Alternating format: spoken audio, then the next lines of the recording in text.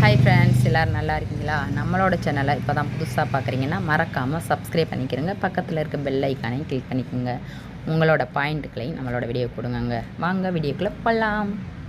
இப்போ நம்ம பார்க்குற வீடியோ திருச்செந்தூர் முருகர் தரிசன வீடியோ தான்.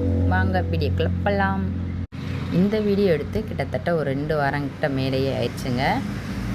இது என்ன ரீசன்னா, கொஞ்சம் வேலைகள் அதிகமாக இருந்ததுனால இந்த வீடியோ என்னால் உடனே அப்டேட் பண்ண முடியல. அதனால தான் இன்றைக்கி அப்டேட் பண்ணுறேங்க. நாங்கள் இந்த ட்ரிப்பு போனது பார்த்திங்கன்னா, வெள்ளி சனி ஞாயிறு 3 நாள் லீவ் விட்டாங்க இல்லையா, பௌர்ணமியொட்டி. அந்த டைமில் தான் போனோம். வெள்ளிக்கிழமை நைட்டே கிளம்பிட்டாங்க. ஒரு 11-12 மணி போல் நாங்கள் மதுரையிலேருந்து கிளம்புனோம். திருச்செந்தூர் போகிறதுக்கு ஒரு 2:30-3 மணிக்கிட்ட ஆயிடுச்சுங்க. போனோன்னா பார்த்திங்கன்னா, அந்த டைம்லையும் அவ்வளோ ஒரு கூட்டம். அந்த கடற்கரையில் பார்த்திங்கன்னா மக்கள் கூட்டம் அவ்வளோ ஒரு அலை கடல் போல் திரண்டு வருவாங்கன்னு சொல்லுவேன் இல்லையா, அந்தளவுக்கு கூட்டம் பார்த்திங்கன்னா அவ்வளோ ஒரு மக்கள்.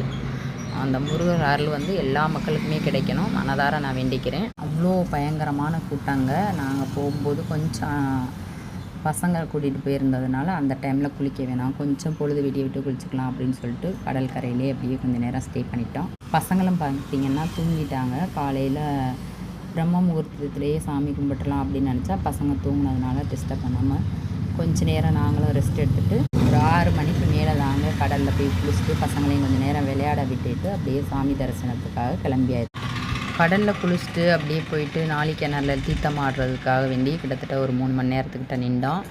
முக்கியமாக எனக்கு இதுக்கு கமெண்ட் பண்ணுங்கள். என்ன அப்படின்னு கேட்டால், நாளிக்கிணறில் குளிச்சுட்டு கடலில் குளிக்கணுமா, இல்லை கடலில் குளிச்சுட்டு தான் நாளிக்கிணறில் குளிக்கணுமா அப்படின்னு சொல்லிட்டு தெரிஞ்சவங்க கமெண்டில் சொல்லுங்கள். நாங்கள் எப்போயுமே கடலில் குளிச்சுட்டு தாங்க நாளிக்கிணறில் போய் தீர்த்தம் ஆடுவோம். இது எப்படின்னு எனக்கு தெரியல, தெரிஞ்சவங்க கமெண்டில் சொல்லுங்கள். அதுக்கப்புறம் பார்த்திங்கன்னா, சரி காலையில் ஒரு 8-9 மணி ஆயிடுச்சுன்ட்டு காலையில் டிஃபனையும் ஹோட்டலில் போய் சாப்பிட்டுட்டு அப்படியே சாமி தரிசனத்துக்காக கிளம்பியாச்சு. கிட்டத்தட்ட முருகர் தரிசனத்துக்காக பார்த்திங்கன்னா ஒரு 4-5 மணி நேரம் லைனில் நின்றாங்க. நாங்கள் நம்ம தரிசனத்துக்காக போகிற வழியிலெல்லாம் பார்த்திங்கன்னா கிட்டத்தட்ட மயில், முருகர் வாகனம், அது போக அந்த சேவல், இந்த மாதிரி இதெல்லாம் கிட்டத்தட்ட ஒரு 5-6 தடவை எங்களுக்கு கண் பார்வையில் தட்டுச்சு. பார்க்கவே அவ்வளோ ஒரு சந்தோஷமாக இருந்துச்சுங்க. ஒரு வழியாக நல்லபடியாக தரிசனமும் முடிச்சு அப்படியே கோவிலில் பிரசாதம் கொடுத்தாங்க. அதையும் வாங்கி சாப்பிட்டு அப்படியே அந்த கடல் சுற்றத்தை பார்க்கும்போது அவ்வளோ ஒரு அருமையாக இருந்துச்சுங்க.